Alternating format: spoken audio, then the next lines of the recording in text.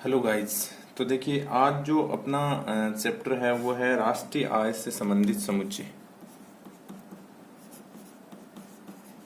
राष्ट्रीय आय से संबंधित समुच्चय। इससे पहले जो अध्याय था उसमें अपन ने राष्ट्रीय आय से संबंधित मूल अवधारणाएं पढ़ी थी। राष्ट्रीय आय होती क्या है, इसके बारे में थोड़ा बहुत बेसिक ज्ञान अपन ने पहले पढ़ लिया था। किस प्रकार एक साइकिल चक्र के रूप में राष्ट्रीय आय हमारी अर्थव्यवस्था में घूमती रहती है, ये सब बातें अपन इससे पहले वाले अध्याय में बेसिक जो मूल बातें हैं वो पढ़ चुके हैं।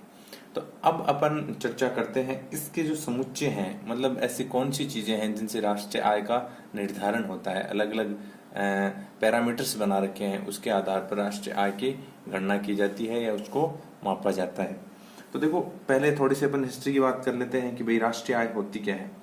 तो राष्ट्रीय आय होती है जो हमारा जो देश है उसमें जो भी आर्थिक क्रियाकलाप होते हैं और उनसे जो भी इकोनॉमिकल ग्रोथ होती है उसी को क्या कहा जाता है, राष्ट्रीय आय कहा जाता है। तो देखो, सबसे पहले वर्ल्ड वाइड अगर बात की जाए तो राष्ट्रीय आय का सबसे पहले प्रयोग किया था, शब्द का प्रयोग साइमन कुजनेट्स ने 1934 में 1934 में। और अगर भारत की बात की जाए तो भारत में अगर राष्ट्रीय आय के मापन का सबसे पहला जो प्रयास था वो किया था दादा भाई नौरोजी ने, और उन्होंने किया था स्वतंत्रता से पूर्व। दादा भाई नौरोजी ने 1868 में सबसे पहले राष्ट्रीय आय को मापने की कोशिश की थी और उन्होंने प्रति व्यक्ति आय लगभग 20 रुपए बताई थी उस समय में। उसके बाद में बहुत सारे ऐसे अर्थशास्त्री हुए हैं, जैसे विलियम डिग्बी है, फिंडले शिराज है, ये भारतीय हैं सारे के सारे। डॉक्टर वी राव है और देसाई सर हैं। इन्होंने राष्ट्रीय आय के अपने अपने हिसाब से अनुमान लगाए हैं। परंतु स्वतंत्रता के बाद में सबसे सटीक जो राष्ट्रीय आय की गणना की है वो है, ये बहुत ही इंपॉर्टेंट है, प्रफुल्ल चंद्र, जिसको अपन पीसी महालनोबिस कहते हैं, प्रफुल्ल चंद्र महालनोबिस। 1949 में एक राष्ट्रीय आय समिति का गठन किया था जिसके इन्हें अध्यक्ष बनाया गया था। तो इन्होंने सबसे पहले क्या किया था, भारत में राष्ट्रीय आय की गणना की थी स्वतंत्रता के बाद में, और इसको ही आधारिक क्या कहते हैं, आधिकारिक रूप से राष्ट्रीय आय की गणना करने का श्रेय दिया जाता है। किसको, पीसी महालनोबिस को, प्रफुल्ल चंद्र महालनोबिस को। तो अब देखो, राष्ट्रीय आय का अर्थ क्या होता है। तो राष्ट्रीय आय की बहुत सारी परिभाषाएं दी हैं अलग अलग जो अर्थशास्त्री हुई हैं। किसी ने कहा कि किसी एक देश की श्रम व पूंजी उसके प्राकृतिक संसाधनों पर जब उनको यूटिलाइज किया जाता है, क्रियाशील किया जाता है, तो उसके प्रति वर्ष जो भौतिक उत्पादन है, भौतिक उत्पादन और अभौतिक उत्पादन। देखो, भौतिक उत्पादन होता है जैसे वस्तुओं का जो उत्पादन होता है उसको भौतिक उत्पादन की श्रेणी में गिना जाता है, और अभौतिक उत्पादन जैसे सेवाओं का जो उत्पादन होता है वो अभौतिक उत्पादन होता है। भौतिक उत्पादन, भौतिक का मतलब होता है जिसको अपन देख सकते हैं, छू सकते हैं, महसूस कर सकते हैं, वो सारा का सारा क्या है, भौतिक उत्पादन है। जैसे कोई वस्तु बना देना, परंतु ज्ञान में वृद्धि कर देना, जैसे एक डॉक्टर बना देना। एक व्यक्ति है और उसको उसमें क्रियाशीलता डालकर उसको इस प्रकार ट्रेंड कर एक डॉक्टर या एक इंजीनियर या एक शिक्षक या एक सीए बना देना, ये सारे के सारे क्या है, अभौतिक उत्पादन है, अर्थात उसकी क्रियाशीलता में वृद्धि कर दी। तो ये सारे का सारा क्या कहलाता है, ये सारा इसका जो योग होता है उसको क्या कहा जाता है, उस देश की राष्ट्रीय आय कहा जाता है। किसी ने ये कहा है, अलग अलग अर्थशास्त्रियों ने अपने अपने हिसाब से अलग अलग डेफिनेशन दी है राष्ट्रीय आय से संबंधित। ठीक है, किसी ने कहा कि राष्ट्रीय जो लाभांश है या आय है उसमें जो अंतिम रूप से उपभोक्ताओं को जो प्राप्त होती है उसमें जो वृद्धि होती है उसको ही राष्ट्रीय आय कहा जाता है। परंतु अगर अपन एक सर्वसम्मत परिभाषा की बात करें, एक सर्वसम्मत अगर परिभाषा की बात करें राष्ट्रीय आय की, तो ये होगी कि किसी भी राष्ट्र की आय, वो भौतिक हो चाहे अभौतिक हो, उसमें जो शुद्ध उत्पादन में वृद्धि होती है और उसका जो योग होता है वो क्या कहलाती है, वो कहलाती है अपनी राष्ट्रीय आय। ठीक है, तो अब देखो, राष्ट्रीय आय की अपन ने थोड़ी बहुत चर्चा कर ली। अब इस राष्ट्रीय आय की कुछ विशेषताएं हैं, अगर ये विशेषताएं अपन पढ़ेंगे तो अपन को एकदम से क्लियर हो जाएगा। तो राष्ट्रीय आय की कुछ क्या है, विशेषताएं हैं। विशेषताएं अगर समझ में आ गई तो आप समझ जाओगे कि राष्ट्रीय आय किसको कहा जाता है।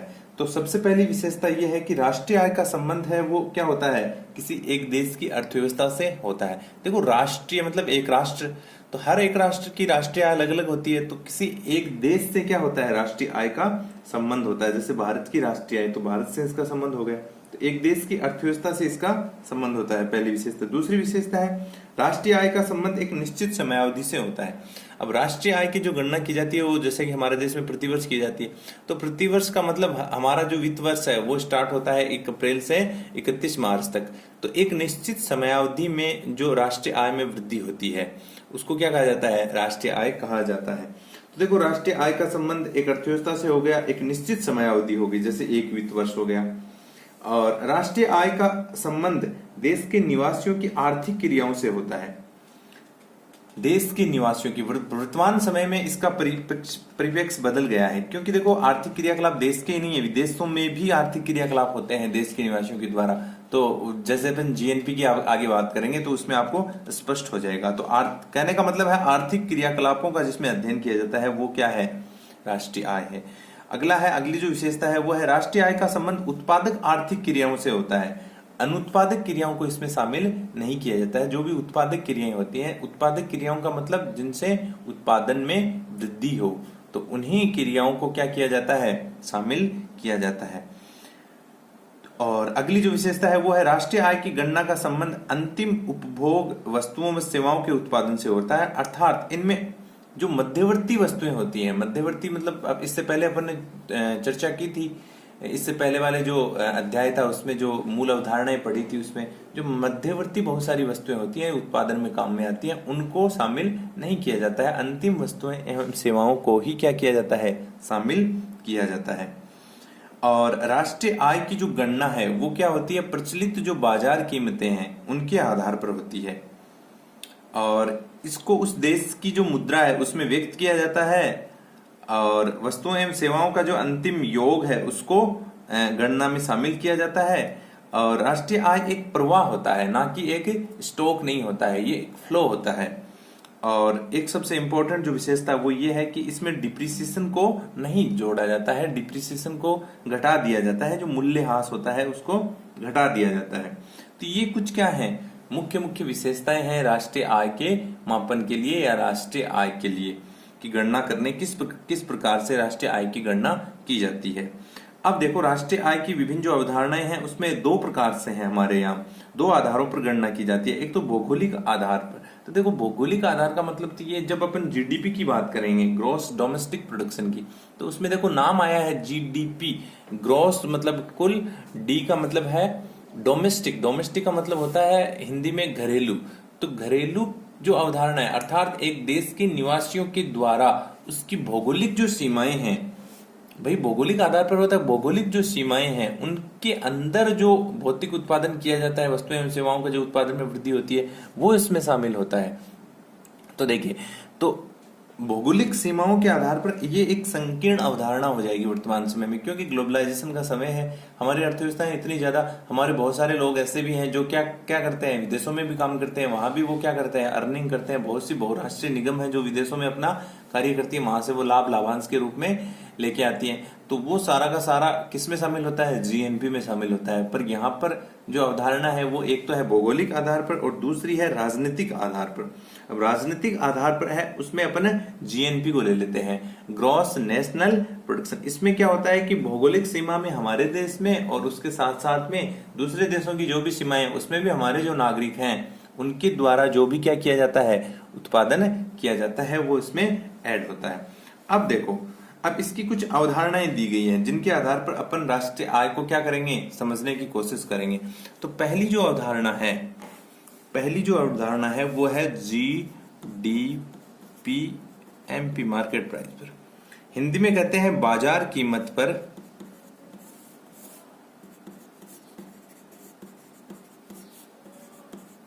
सकल घरेलू उत्पादन, सकल घरेलू।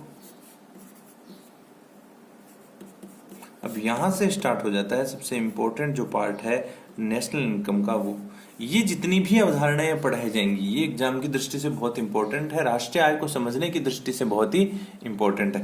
तो देखो, gross domestic production on market price, जो अपना बाजार कीमत है, ये एमपी का मतलब है यहाँ मार्केट प्राइस। तो बाजार कीमत पर किसकी गणना? सकल घरेलू उत्पादन। अब ये सकल घरेलू उत्पादन क्या होता है, सबसे पहले तो ये समझना है ना। तो देखो, सकल घरेलू, थोड़ी देर पहले मैंने बताया था ग्रॉस डोमेस्टिक को मतलब एक देश की भौगोलिक सीमा के भीतर देश के निवासियों व विदेशी निवासियों, कंपनियों के द्वारा उत्पादित अंतिम वस्तुओं व सेवाओं के मूल्य का योग और अर्ध निर्मित वस्तुओं व सेवाओं के भंडार में जो वृद्धि होती है उसको क्या कहा जाता है?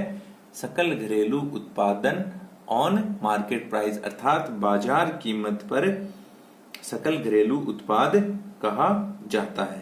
ध्यान से सुनना। देखो, सबसे पहले तो ये समझने की कोशिश करो कि जीडीपी ये तो है मार्केट प्राइस पे, अर्थात बाजार में जो कीमत प्रचलित है उसकी बात हो रही है।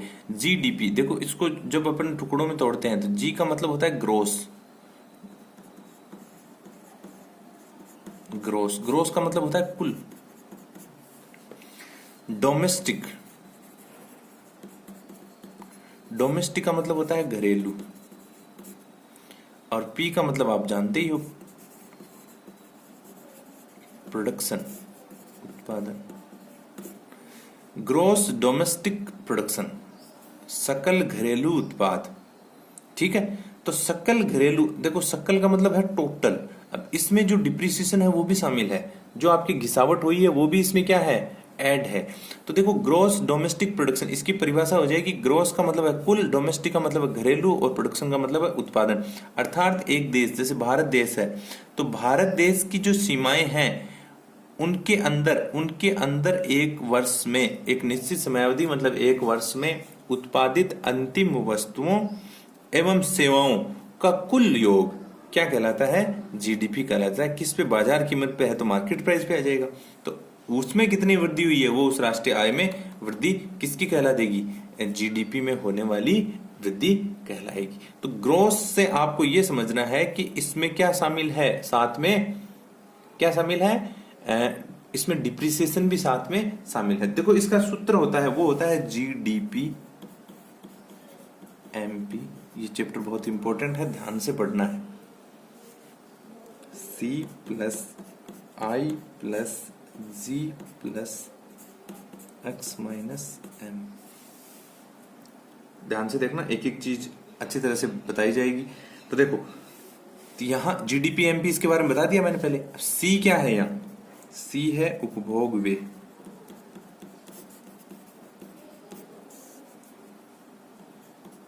आई है विनियोग व्यय,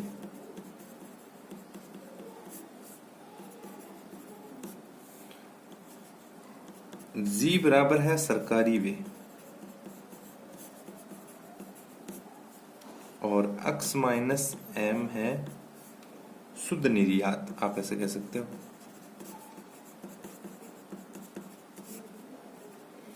देखो, जीडीपी एमपी, तो इसमें उपभोग पे जो व्यय होता है वो शामिल है, विनियोग पे जो व्यय होता है, इन्वेस्टमेंट पे वो शामिल है, ग्रोस सरकारी जो व्यय होता है वो शामिल है, और शुद्ध निर्यात शामिल है। शुद्ध निर्यात, अगर आपके निर्यात आयात से ज्यादा होंगे तो शुद्ध निर्यात प्लस में होगा, और अगर आपके आयात ज्यादा होंगे निर्यात की बजाय तो ये माइनस में हो जाएगा। तो यहाँ या तो ये प्लस, अगर ज्यादा होगा तो जुड़ जाएगा, कम होगा तो घट जाएगा इस सूत्र में। तो ये आपका क्या हो गया? जीडीपी मार्केट प्राइस पर निकल गया, अर्थात जो सकल घरेलू उत्पादन है उसकी गणना बाजार कीमत पर किस प्रकार की जाती है, राष्ट्रीय आय के तहत, वो निकल के आ गया। अब देखो, बाजार कीमत पर शुद्ध घरेलू उत्पाद इसी के अंदर आता है। बाजार कीमत पर NDP FC, sorry MP, market price भी निकालते हैं ना, एनडीपी, ये जीडीपी था, अब नेट निकालना है, अर्थात शुद्ध निकालना है। तो देखो, थोड़ी देर पहले अपन ने एक चीज पे बहुत गौर किया था कि कुल, ग्रोस, अर्थात इसमें से क्या नहीं घटाया गया है, इसमें से डिप्रिसिएशन नहीं घटाया गया है।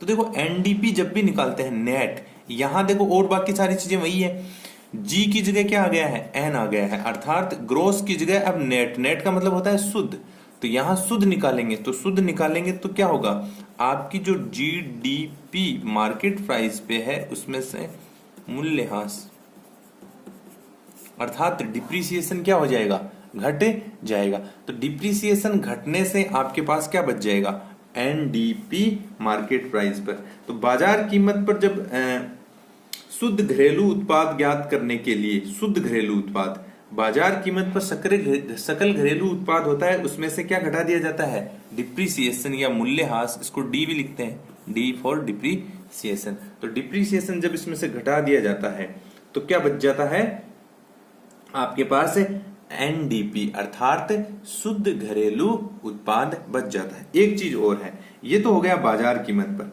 अगर अपन एनडीपी निकालें, NDP on factor cost, factor cost, यहां देखो एफसी लिखा हुआ है, एफसी का मतलब है फैक्टर कॉस्ट पर अर्थात साधन लागत पर। साधन लागत पर जब अपन एनडीपी ज्ञात करते हैं, जब एनडीपी की गणना की जाती है साधन लागत पर, तो देखो जो हमारे पास एनडीपी था, एनडीपी फैक्टर कॉस्ट पे ज्ञात कर रहे हैं, तो एनडीपी फैक्टर कॉस्ट पे ज्ञात करेंगे तो हमारे पास जो एनडीपी मार्केट प्राइस पे है, ध्यान से देखना, एनडीपी जो मार्केट प्राइस पे है हमारे पास, उसमें से आईटी इनडायरेक्ट टैक्स तो घट जाएगा और क्या जुड़ जाएगी, सब्सिडी जुड़ जाएगी।